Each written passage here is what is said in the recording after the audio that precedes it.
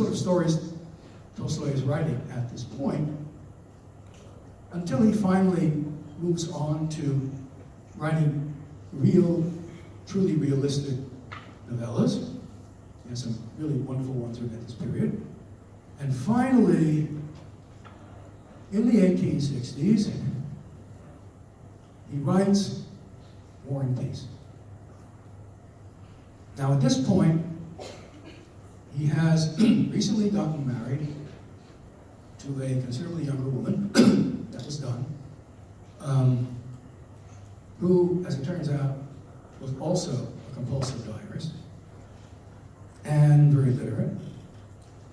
And they had, let's say, for 20 years, an idyllic, perfectly happy marriage. After that, it turned into hell, and we'll get to that. For 20 years, it was a model marriage. And it's in this period that he writes War and Peace. As I mentioned to you, one of the themes of War and Peace is that the world is a place that has sheer contingency. That is, events and facts that didn't have to be there, that cannot be predicted by any system of thought, which is one of the many reasons why, if by a social science we mean a hard science capable of prediction like physics, what economics actually claims to be, and many others in the past have claimed to be, Marxism being only one, it doesn't. Tolstoy's point is that there can never be a social science. And contingency is only one of the reasons. And so far as I know, his arguments have never been even remotely successfully answered. There's much else in War and Peace. After that, he turns to the next decade, in the 1870s, to the novel we're going to read, Anna Karenina. And then something happens. He has a deep moral crisis. Today we could say clinical depression, as if putting a name on it explains it. But he's gone through this before. He has a couple of stories about the mood too. A sense of utter despair and utter purposelessness. That you're going to die very soon. Everything you work for is going to disappear almost immediately. Indeed, that's going to be true of everybody around you. Nothing adds up. Nothing has any meaning. And how is one to live in a circumstance like when you realize that? And he writes about this in an autobiographical work, very famous one called A Confession. Let me just give you a taste of what this sounds like. Then occurred what happens to everyone sickening with a mortal internal disease.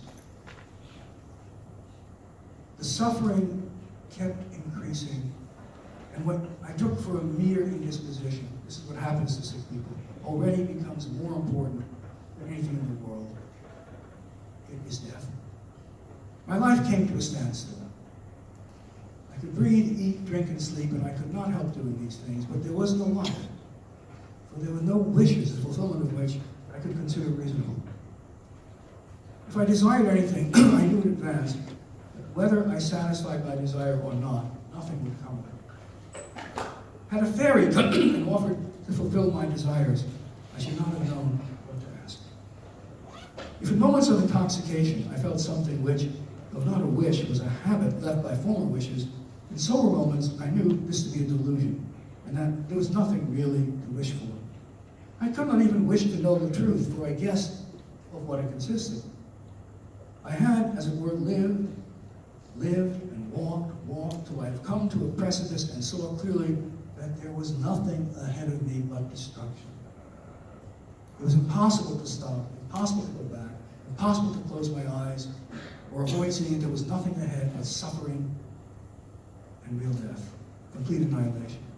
It had come to this, that I, a healthy, fortunate man, felt I could no longer live. Some irresistible power impelled me to rid myself one way or the other of life. I cannot say that I wished to kill myself. The power which drew me away from life was stronger, fuller, and more widespread than any mere wish. It was a force similar to the former striving to live, only in the opposite direction. And it was then that I, a man favored by fortune, hit a cord from myself, lest I should hang myself from the crosspiece of the partition to my room, where I undressed alone every evening. And I ceased to go out shooting with a gun, lest I should be tempted by so easy a way of ending my life. And eventually, he does come through it to find some meaning. He starts asking why it is that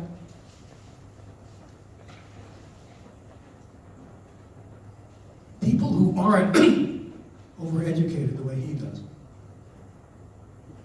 and of course, no, they're going to die too, why do they not feel what he's feeling? And he begins to try to go to church the way they do. But here are more problems. For example,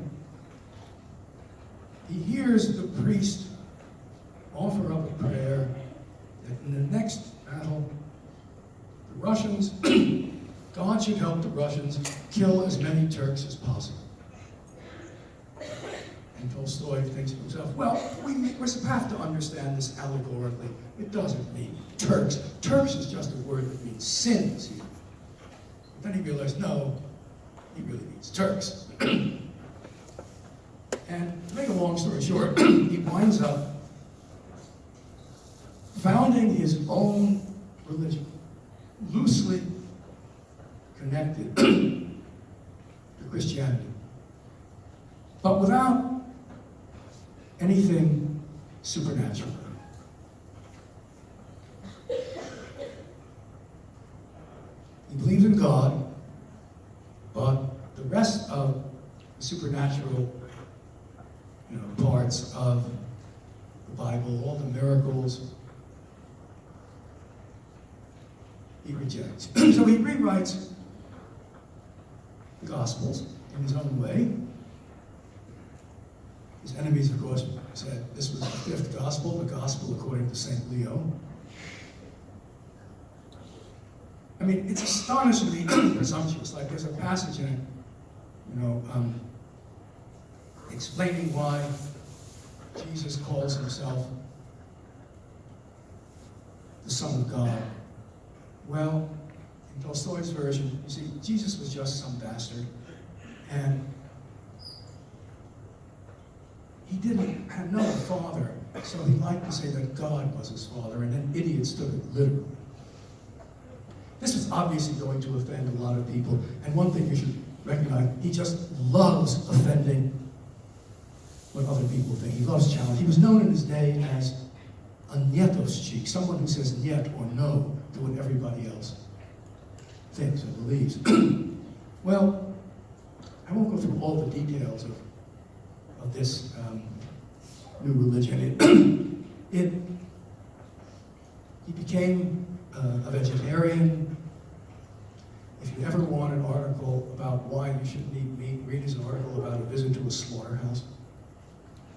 It's a description that, of course, it would take Tolstoy to do. And he took lots of the gospel literally. He became a pacifist, a proponent of the idea of non-resistance to evil. One of his disciples was Gandhi, who got this idea from him, and then later Martin Luther King gets the idea from both of them.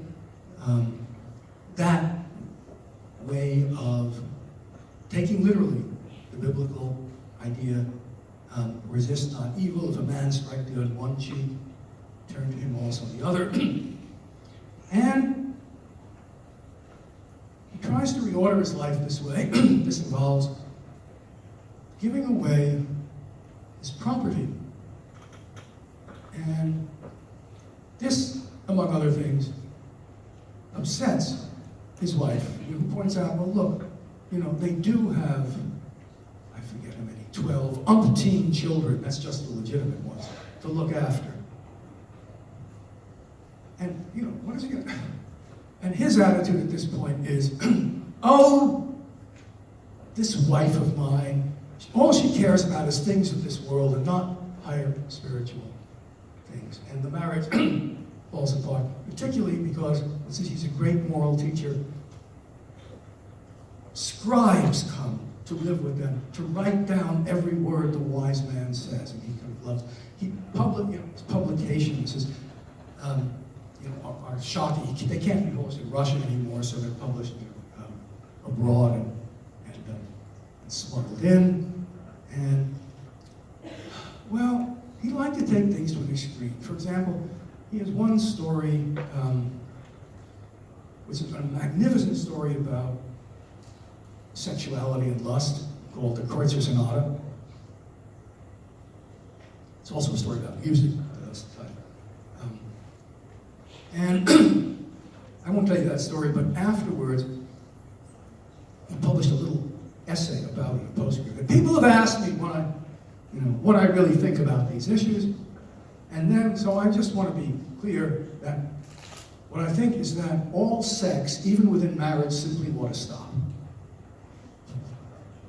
Needless to say, it didn't for him. He was notoriously not that way. And there's a note of his wife in her diary at this point saying, she's pregnant yet again. And when people find out, they'll say, that's the real postscript to the Kreutzer Sonata. He, generally speaking, doesn't live up, to his teaching. And this is when, people from all over the world start coming to his estate, treating him as, some sort of divine being. His moral pronouncements are, everywhere in the world. And theoretically, he rejects most of the great art of the world, including War and Peace and Anna Karenina. Interesting enough, there was one novel of Dostoevsky, The House of the Dead, that he didn't reject. He has his own aesthetic theories. I won't go into the ones that involve the rejection here. They are not what's really... This class is mostly about the Tolstoy before this change, which is when he writes War and Peace and Anna Karenina. But it would be a mistake to say he doesn't write any great fiction afterwards. There are some magnificent stories, especially about sex and death. The one that many people think is the greatest short novella in world literature, The Death of Ivan Ilyich, is written in this period. Ivan Ilyich goes through a lot that Tolstoy went through. Well, things get worse and worse with his wife, who is unable to follow him in all these changes. And unfortunately, you see, now here's another part of the story. Since they were married, and they were both diarists, they had the habit of exchanging diaries. Let me just tell you, this is a bad idea. Do not ever do this. It worked reasonably well when they were getting along, but when they were not, they'd be polite at breakfast, and she'd write down something nasty, and he'd write down something nasty, and then they'd exchange them, and it would make things sort of like CNN and Fox News sort of fighting back and forth. Meaning an accelerating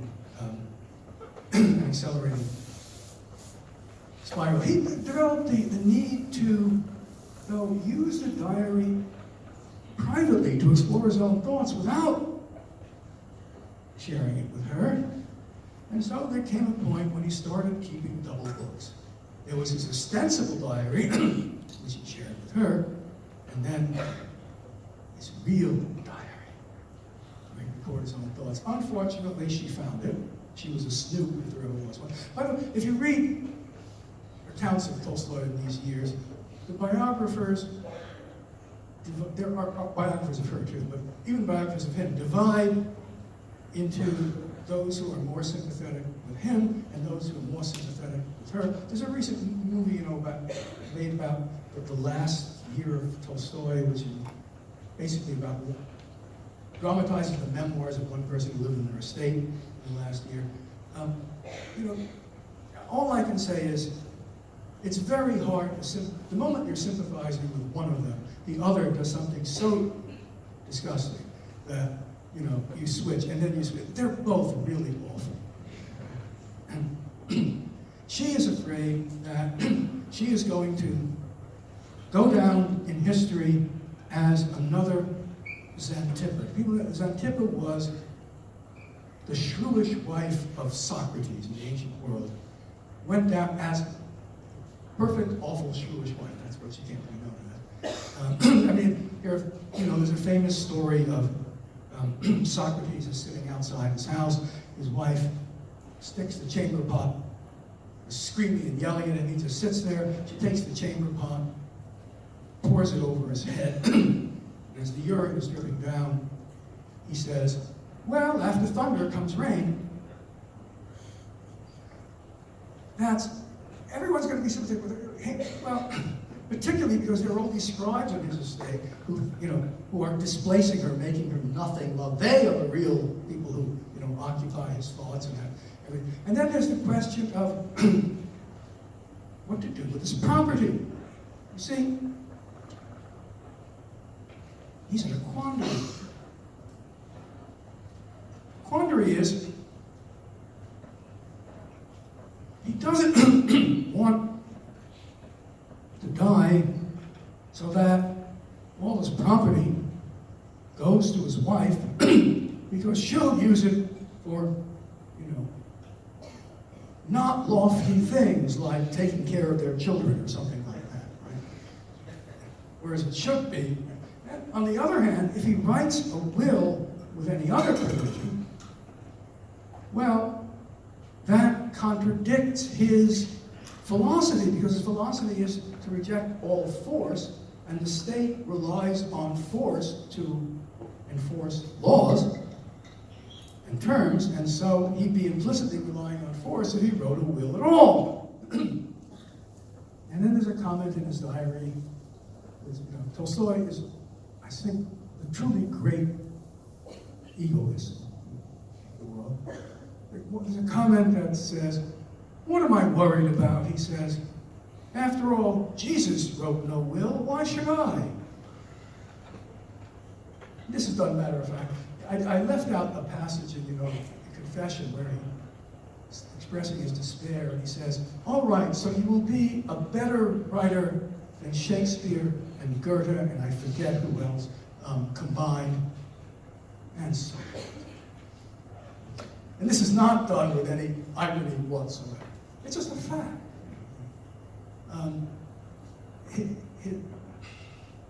He's near death several times in the covers, and every time he uses, the fact that he's near death as a great staging ground. People gather around him, being the last words of the wise man. Let me just tell you, if you ever are told somebody's last words, they're not. I wrote a book about this. None of the famous last words are to be regarded as true. You wonder why. Read my book. I have a chapter. But there he is, all gathered around, very somber, and there's this wonderful story about how his young friend, Chekhov, is there. Tolstoy doesn't like Chekhov's plays. He loves his story, but he hates his plays. And lying back there, he sort of gestures to Chekhov to come over. And Chekhov comes over and very somberly puts his ear to the old man's mouth. And Tolstoy says, you know, he says, Shakespeare's plays are pretty bad, but yours worse. He famously hated Shakespeare. In fact, there's a wonderful, if you ever want to read a demolition job on a Shakespeare play, read his essay on King Lear. And, you know, it's a brilliant essay. It sounds absurd, but it follows from one premise, which is the only proper form of literature is realism. And there's a lot in King Lear that makes no psychological sense. And he's able to show that nobody in his right mind would do. And it's not just that, you know, people who are near death don't suddenly start talking in rhyme couplets. It's much more profound than, you know, than that. Well, nobody, you know, would talk that way in the presence of another. Read it if you want to see. Of course, you could answer that, well, Shakespeare is not doing realism, and therefore, but you have to answer that way. And many, you know, defenders of Shakespeare have thought he was doing realism, and that will not stand up. His greatness has to depend on something else. You have to read Tolstoy's essay. Well, in the last year of his life, he again decided to try to keep a secret diary. So in addition, we now have not only his ostensible diary and what he used to call his secret diary, he now has a third one called The Diary for Myself Alone. And by the way, this one has been translated into English. And he kept it in the toe of his boot. So his wife wouldn't find it, but she found it. And if you read, you know, you even see this English translation, there are pages where she's written, oh, he says this now, but in his diary of 1864, he said, we have her nasty comments all, you know, all over it. Some of them are very, very nasty, and some of them are quite apropos too, you know, nasty or not. Well,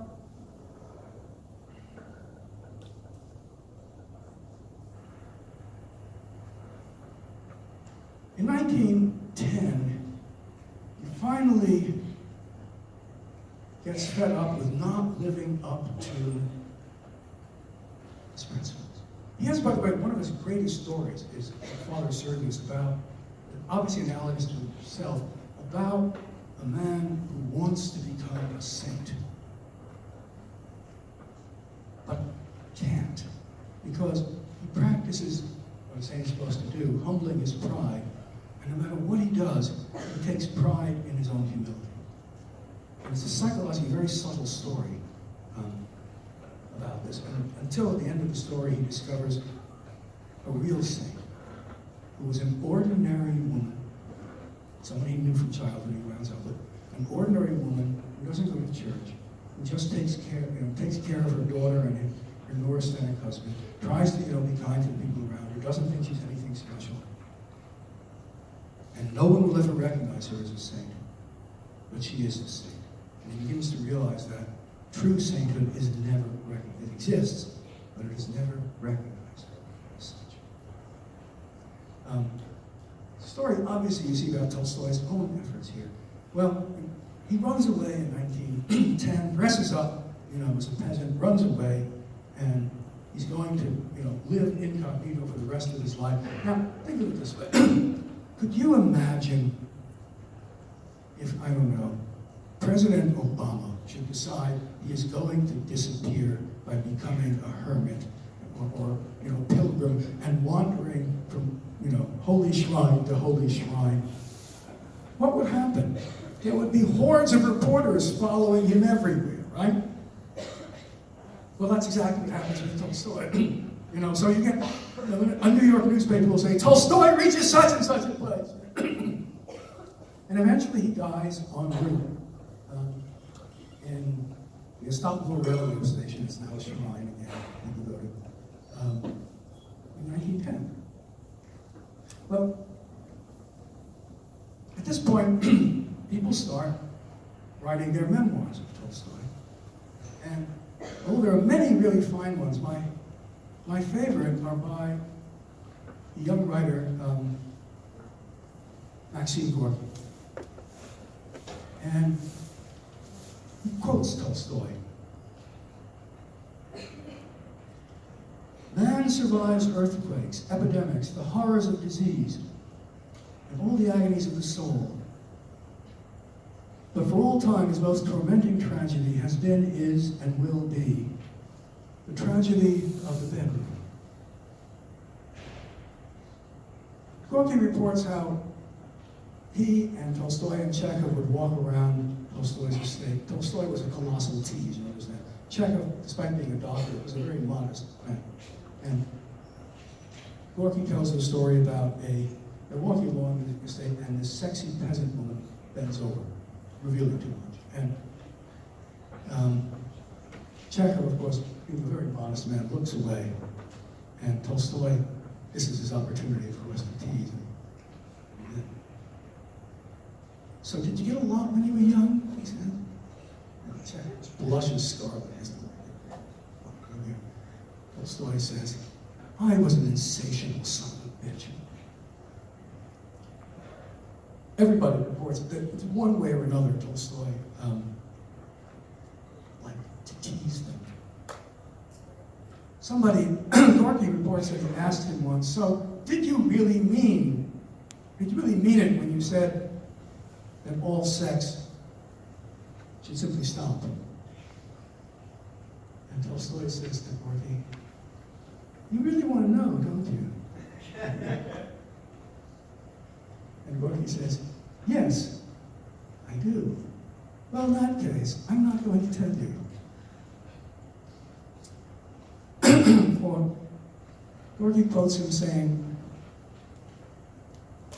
the Caliph Abdul Rahman had in his life 14 happy days, but I have not had so many.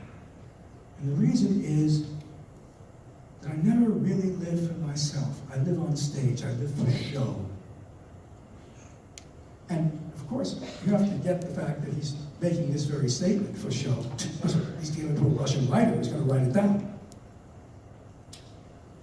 And Gorky then concludes the memoirs with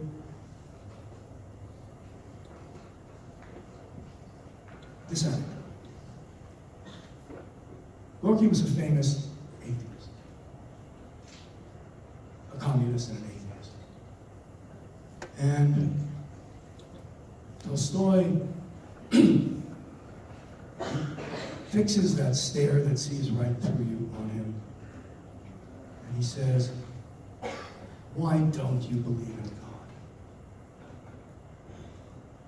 And Gorky says, I have no faith in God. It's not true, says Tolstoy. You are like a young man in love with a young woman who is ashamed to say so, even to himself. That's like you and God. And I didn't say it. And he shook his finger at me and he said, you're not getting out of this by silence. No, you're not.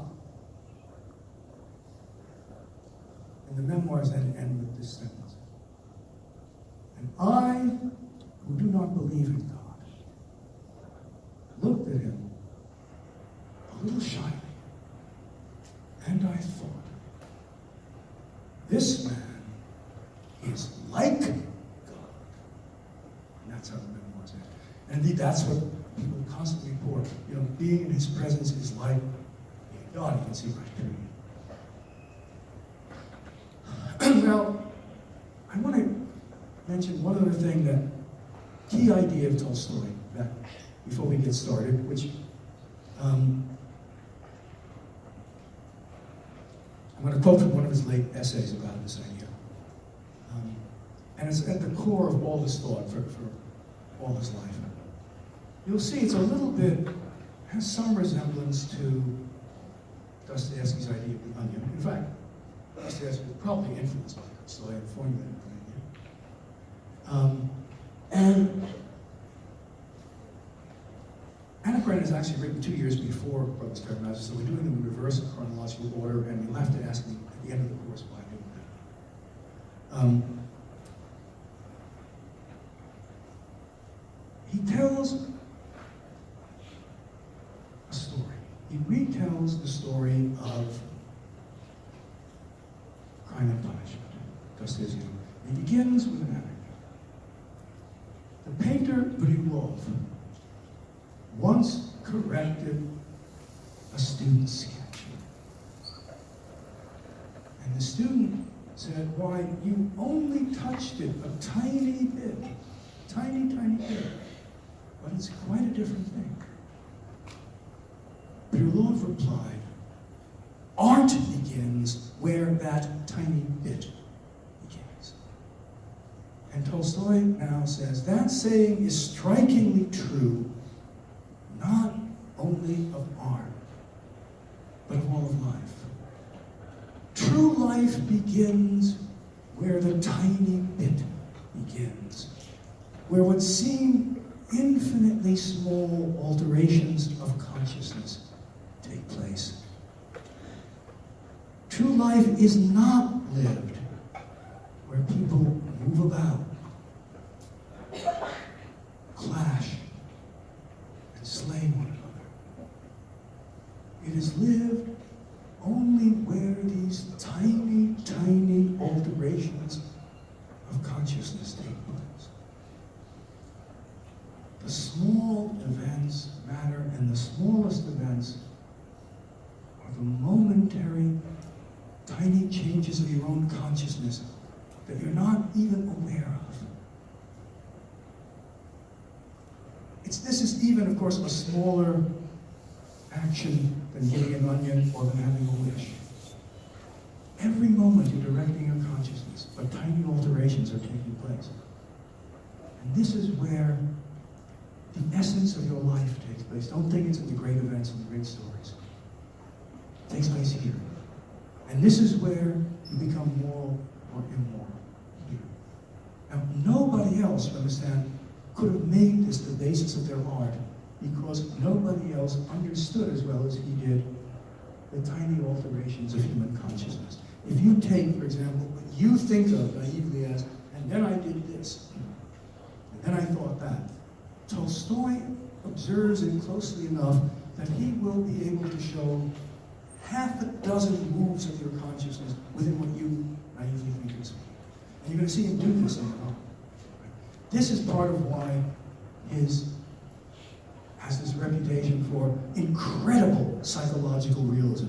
And not in the, understand, in the way that Dostoevsky does. It's not that he's exploring the unconscious, the sort of thing that, let's say, Freud, that's one way to do psychology. He is the greatest master of the conscious human. It's tiny, tiny alterations. And his philosophy of life is that in both history, what matters are the small acts of some ordinary people in their some. And in individual life, it is your tiny, tiny choices that make up a life. And you need to redirect attention from what you think your life is about, the big events, the dramatic events, to how you live moment by moment. That's what we're going to see in Anna Karenina next time.